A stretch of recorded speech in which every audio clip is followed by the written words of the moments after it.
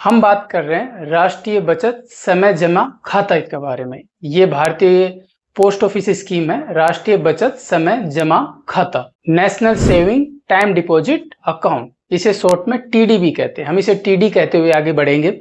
जब भी मैं टीडी कहूँ तो समझ जाना कि मैं इस स्कीम के बारे में बात कर रहा हूँ, यानी टीडी मतलब टाइम डिपॉजिट। टीडी स्कीम के अंतर्गत कोई भी इंसान, कोई भी भारतीय इंसान इस स्कीम में इन्वेस्टमेंट कर सकता है। वो इन्वेस्टमेंट अपना 1 साल के लिए, 2 साल के लिए, 3 साल के लिए, 5 साल के लिए कंटिन्यू करता है।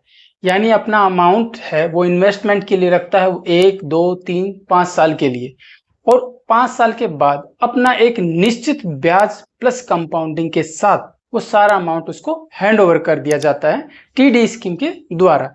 ये प्योर गवर्नमेंट ओरिएंटेड स्कीम है, यानी रिस्क फ्री है, किसी तरह का कोई रिस्क नहीं होता, इसलिए इसमें इन्वेस्टमेंट भी हम काफी स्मूथली कर सकते हैं।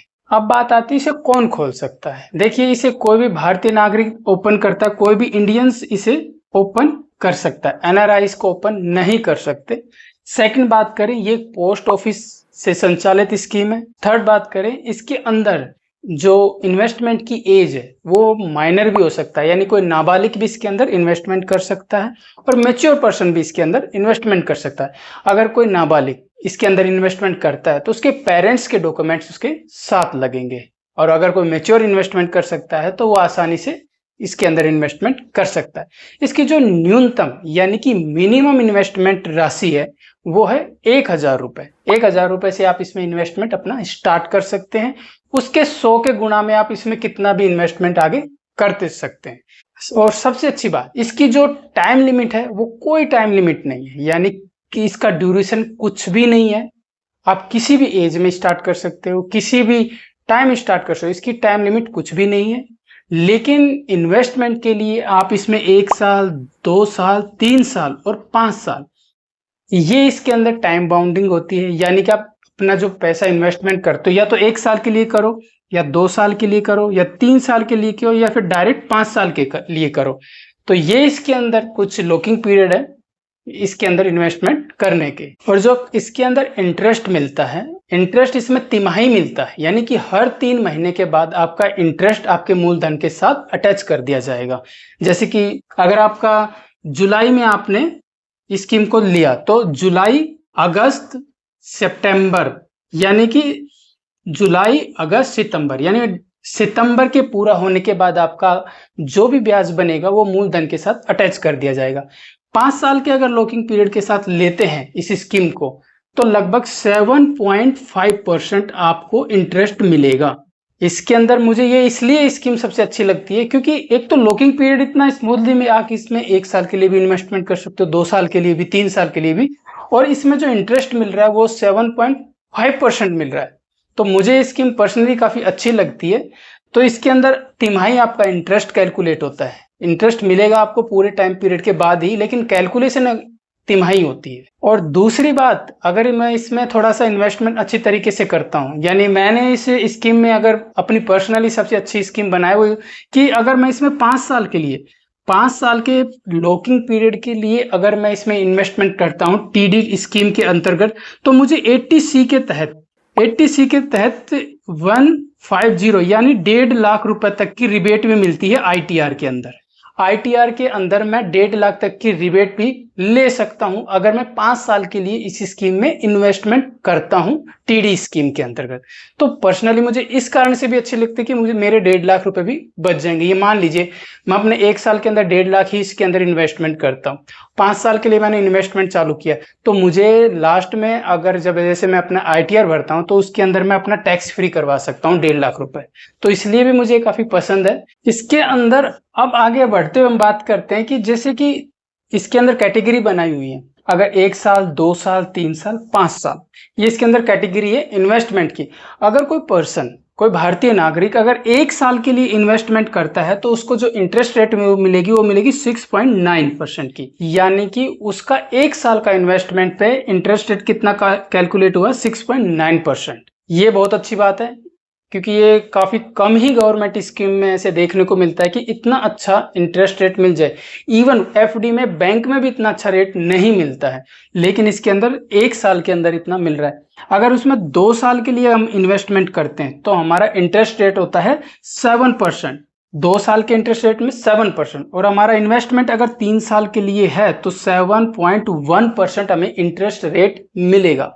लेकिन मेरा अमाउंट, जैसे मैंने इन्वेस्टमेंट किया हुआ है 5 साल के लिए, तो 5 साल के लिए जो इंटरेस्ट रेट है इन्वेस्टमेंट का उसमें है 7.5% प्लस 80C के तहत टैक्स के अंदर रिबेट। जो मैंने इन्वेस्टमेंट करने का रीजन सिर्फ इतना है कि एक तो 5 साल तक के लिए अपना पैसा ब्लॉक हो जाता है, कोई भी ऐसी नहीं है कि हम कल खर्च कर ले परसों खर्च करें, हमें जोर लगा के 5 साल तक तो पैसा रखना ही पड़ेगा। सेकंड, 1.5 लाख तक का इसके में टैक्स बेनिफिट मिल जाता है, तो ये अच्छी बात है। तो ये मेरा कोई ऐसा नहीं कि आप भी इस स्कीम को लो, ये सिर्फ मैं अपना प्रोस्पेक्टिव बता रहा हूँ कि स्कीम काफी अच्छी है, मुझे बाकियों से ज्यादा अच्छी लगी। बाकी मैं इसको बताता चल रहा हूँ कि ये जो टीडी स्कीम है इसके अंतर्गत ये सेक्शन में गवर्नमेंट ने बांटा हुआ है, 1 साल का, 2 साल का, 3 साल का और 5 साल का। आपको इस स्कीम में किस सेक्शन में जाते हो वो आपकी मर्जी है, पर मैंने आपको बता दिया कि किस ईयर में आपको कितना इंटरेस्ट मिलेगा। अगर आप इसमें अकाउंट खोलना चाहते हैं तो सबसे पहले भारतीय किसी भी पोस्ट ऑफिस में आप जाएं, वहां पे फॉर्म ए, यानी आप इंडियन पोस्ट ऑफिस में जब जाएंगे वहां से फॉर्म ए मांगे, यानी आप बोले कि मुझे टीडी स्कीम के अंतर्गत अपना इन्वेस्टमेंट करना, मुझे फॉर्म ए चाहिए। उसके बाद आपका आधार कार्ड प्लस आपका पैन कार्ड, 3rd नंबर पे आपकी 2 passport size photo, 4th number पे आपका मूल निवास प्रमाण पत्र, ये आपका लगेगा। 5th नंबर पे जब आप स्कीम में जुड़ जाओगे, यानी आपकी स्कीम ओपन हो जाएगी, तब आप पैसा उसमें चेक के जरिए भी दे सकते हो, जो क्योंकि फर्स्ट जो इंस्टॉलमेंट आपको देनी होगी वो चेक के जरिए दे सकते हो। भाई आप पेपर पे जो अमाउंट लिख कर देते हो उससे भी दे सकते हो, किसी भी तरीके से आप अपना फर्स्ट इंस्टॉलमेंट उसमें पे कर सकते हो।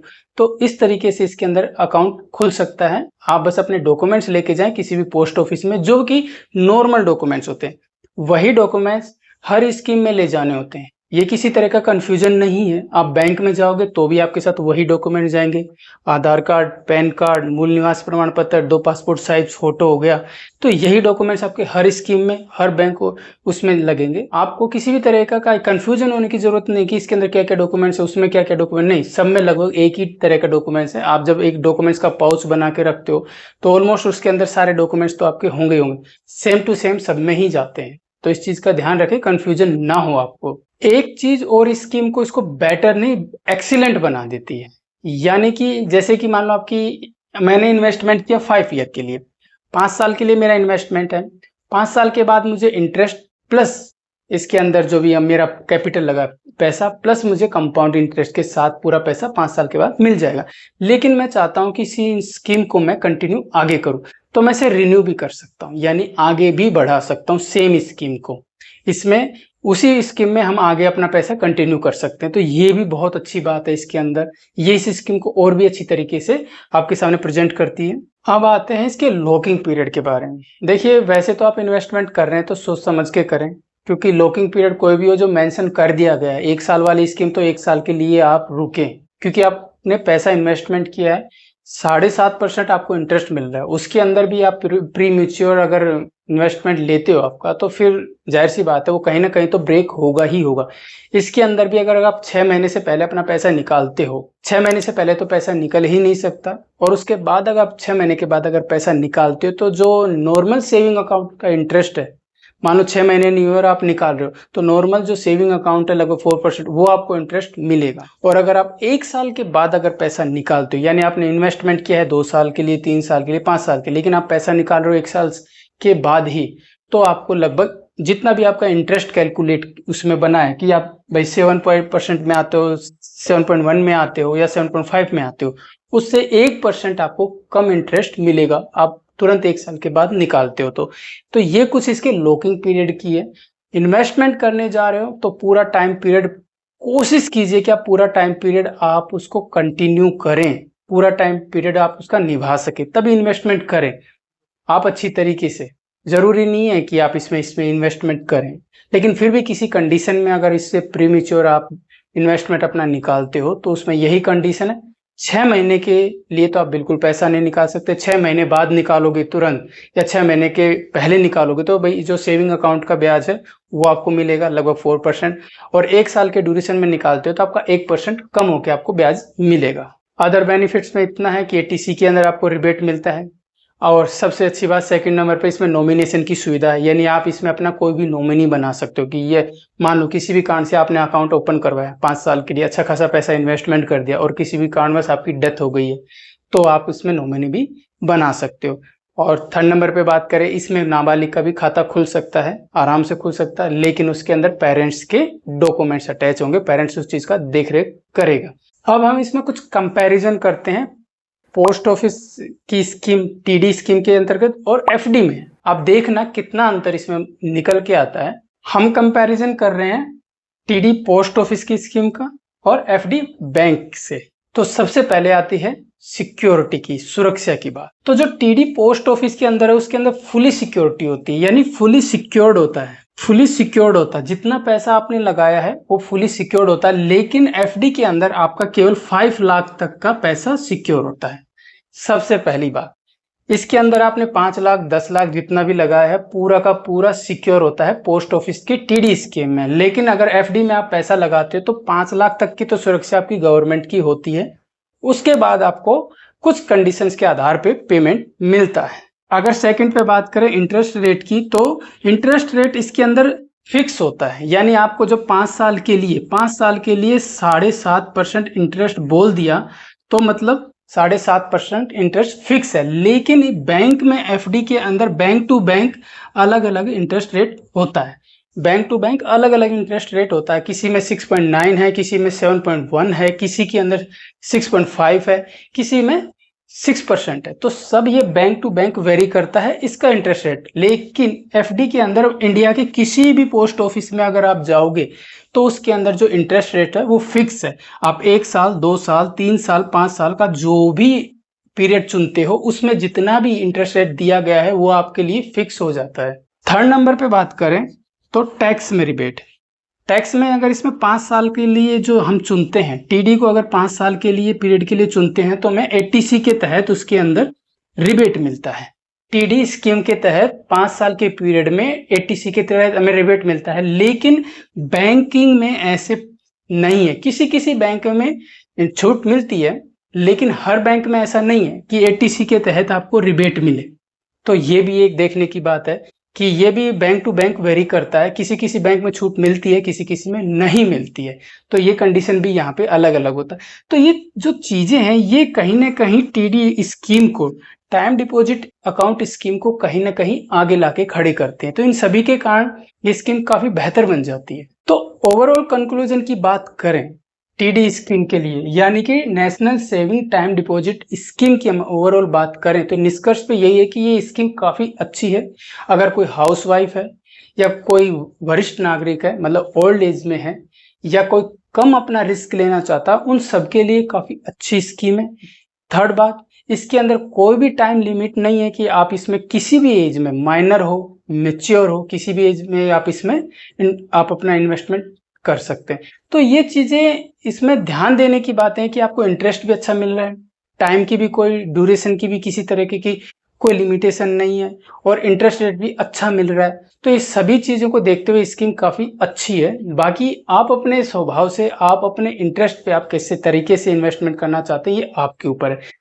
मेरा काम था इस स्कीम के बारे में बताना, बहुत अच्छी तरीके से खुल के मैंने आपको इस स्कीम के बारे में बताया। एक एक बारीकी चीज मैंने आपको इसकी बताई है पोस्ट ऑफिस स्कीम की। मेरे पॉइंट ऑफ व्यू से तो काफी अच्छी है, लेकिन आपके पॉइंट ऑफ व्यू से ये स्कीम कितनी अच्छी है ये आप बेहतर जानते हैं। किसी तरह की कोई डाउट है तो प्लीज कमेंट्स में जरूर पूछना, मैं उसका जवाब देने की पूरी कोशिश करूंगा। मिलते हैं एक नेक्स्ट वीडियो के साथ नई इन्फॉर्मेशन के लिए, जब तक के लिए धन्यवाद।